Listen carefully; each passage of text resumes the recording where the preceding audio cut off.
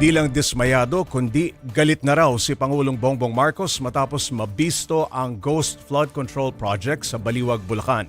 Fully paid na ito ng 55 million pesos at inulat na kumpleto na.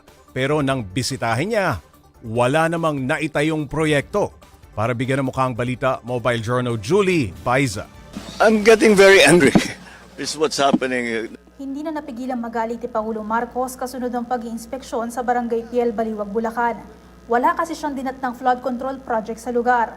Yan ay kahit nakasaad sa report ng DPWH na tapos o completed na noong Hunyo ang Sanay Flood Mitigation Structure. Wala kaming makita na kahit isang hollow block, isang na simento, walang equipment dito. Lahat itong project na ito, ghost project. Ang masakla pa, bayad na ng pamahalaan ng proyekto na nagkakahalaga ng 55 million pesos. Sabi ng Pangulo, malaki raw sana ang maitutulong kung talagang ginawa at tinapos ito.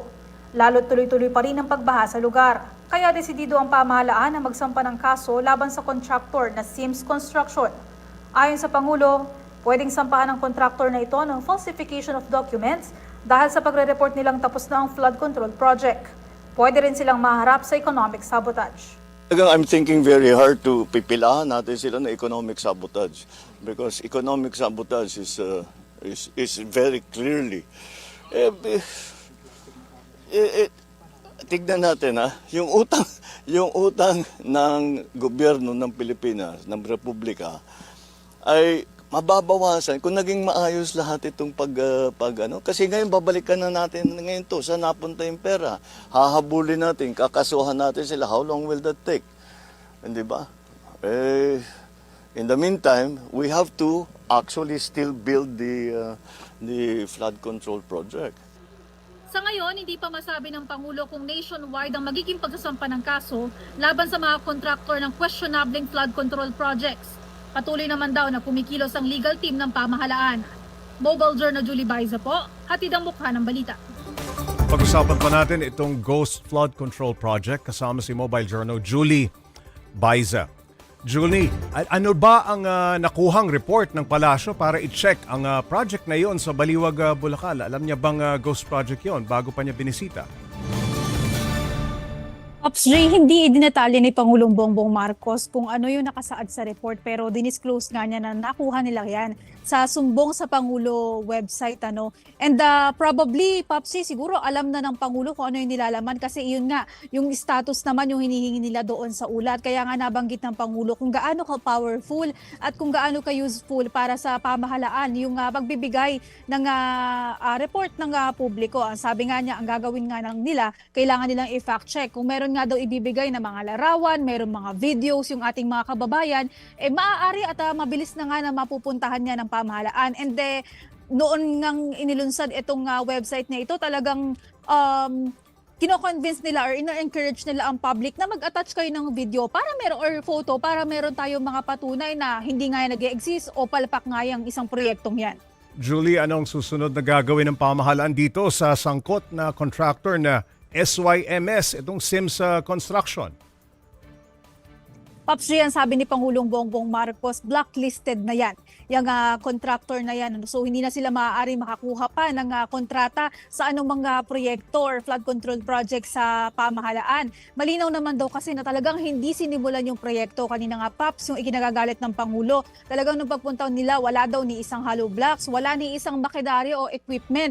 And meron din kasi inire-report yung local officials na kasama ni PBBM na parang initially ay humingi ng permit or sinabing sisimulan yung proyekto and then eventually ipinul out. So parang tinitingnan din nila yung isang posibilidad na baka nagkaroon pa ng pagtatakipan dito.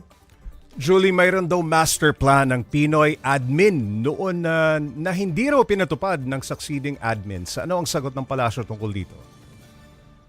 Sa panig ng Administrasyong Marcos, Pops Ray, wala daw natanggap si DPWH Secretary Manuel Bonoan na master plan. So ibig sabihin walang itinurn over sa kanya si former DPWH Secretary and now Senator Mark Villar. So yun yung nililinaw ng Malacanang ngayon. Tungkol nga dyan, sinabi kasi Pinoy admin, meron pang isang admin na nagdaan bago itong current administration. Julie, may reaksyon ba ang palasyo dun sa sabi ni VP Sara Duterte na kaya pinangalanan yung contractor ay dahil humahanap lang ng excuse itong si PBBM kapag bumaha na naman. Sa ngayon, Pops, walang naging sagot yung palasyo dyan. Ang naging usapan kasi, umikot yung usapan kanina sa mga naging travel naman ni Vice President Sara Duterte, kung saan sinabi nga ng Malacanang na si Pangulong Bongbong Marcos kapag ka lumalabas naman ng bansa, merong ulat na iniuuwi sa taong bayan at merong mga nasaselyuhan na investment or investment pledges. Nasa kamay na rin naman daw ng mga opisyal kung gusto nilang idetalye dahil obligasyon din naman nila na i-disclose o idetalye kung ano yung naging bunga ng mga pagpunta nila sa ibang bansa. Julie, sa ibang issue, may sagot ba ang Malacanang sa panukala ni Senador Robin Hood Padilla na magkaroon ng drug test sa mga opisyal? Pops, kanina nga naitanong yan ako, mainit na mainit kasing usapin yan sa ngayon. Ang sabi ni Palace Press Officer Claire Castro, wala bag daw sa konstitusyon yon, ang minamandato lang or ang nakasaad lang kasi doon, yung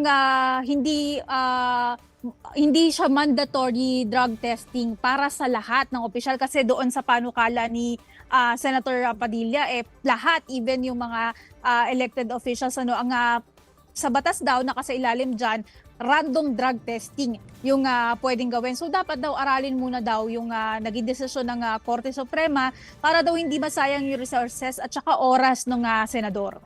Maraming salamat, Mobile Journal Julie Baiza.